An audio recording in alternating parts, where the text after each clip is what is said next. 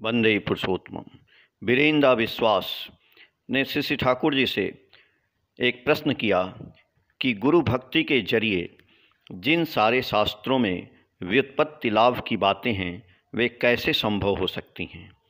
श्री ठाकुर जी ने इस संबंध में उनसे एक बहुत ही मार्मिक कहानी सुनाई, जो इस प्रकार है कि आरुणि और उपमन्यु के विषय में सुना है ना, इन सब का तात्पर्य अच्छी तरह से समझना होगा। आचार्य धौम्य ने अपने शिष्य अरुणि को खेत की मेड़ को बांधने के लिए भेजा। खेत पर जाकर अरुणि किसी भी तरह खेत की मेड़ को जब नहीं बांध सका तो वह स्वयं ही उस मेड़ पर जाकर सो गया। इस प्रकार उसने पानी को बहने से रोका। दिन के शेष प्रहर में आचार्य ने जब अरुणि को नहीं देखा तो वे शिष्यों के साथ आरुणि की खोज में निकल पड़े। खेत के निकट जाकर पुकारने लगे, आरुणि, ओ आरुणि। आरुणि ने मेड़ पर पड़े पड़े ही उत्तर दिया, प्रभु मैं यहीं हूँ। धौम्य ने उसे उठकर आने के लिए कहा। आरुणि ने तब सारी बातें कह सुनाई। गुरु ने प्रसन्न होकर आशीर्वाद दिया, मैं खूब प्रसन्न हुआ हूँ, तुम्हें सभी शास्त्रों की जानकारी होगी। शिष्य ने उपाध्याय को प्रणाम कर विदा ली। इसका अर्थ यह है कि गुरु के प्रति जिसका मन एकाग्र है, गुरु के स्वार्थ के लिए जो हर तरह का कष्ट उठाने में अभ्यस्त है, उसकी प्रवृत्ति का विक्षेप और विक्षोभ स्वतः शांत हो जाता है। जिसकी ऐसी एक निष्ठ तपस्या है वह क्रमशः आत्मनियंत्रण और आत्म परिचित में पूर्णतः लाभ करता है। जो अपने आप को अधिगत कर सकता है वह उसी के बल पर विश्व की सारी चीज़ों को अधिगत कर सकता है।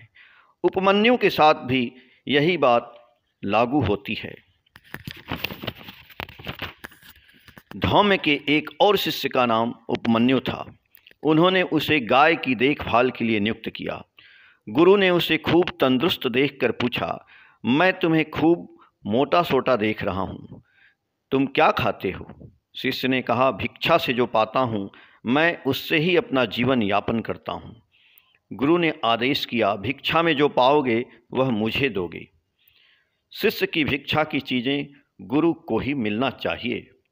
कुछ दिनों के बाद गुरु ने उसी शिष्य से उसके भोजन के विषय में पूछा।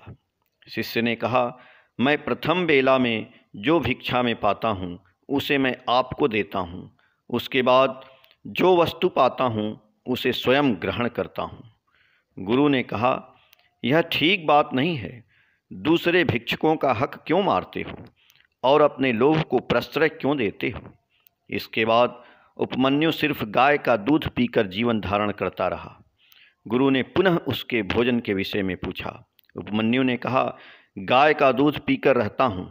उपाध्याय ने कहा, तुम यदि दूध पीते हो तो बछड़े को असुविधा होती होगी, इस प्रकार दूध मत पियो। कुछ दिनों के बाद गुरु ने पुनः उसके भोजन के विषय में पूछा। शिष्य ने उत्तर में कहा, बछड़े के मुख तथा गाय के थन में जो दूध के फेन लगे रहते हैं वही मैं चाट कर रहता हूँ।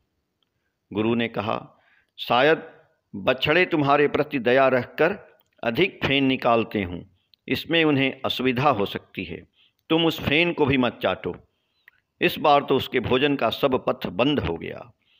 फिर भी शिष्य यह सोचता है, आचार्य ने दूध पीने के लिए मना किया है किंतु गाय चराने के लिए तो मना नहीं किया है, तो हर्ज क्या है?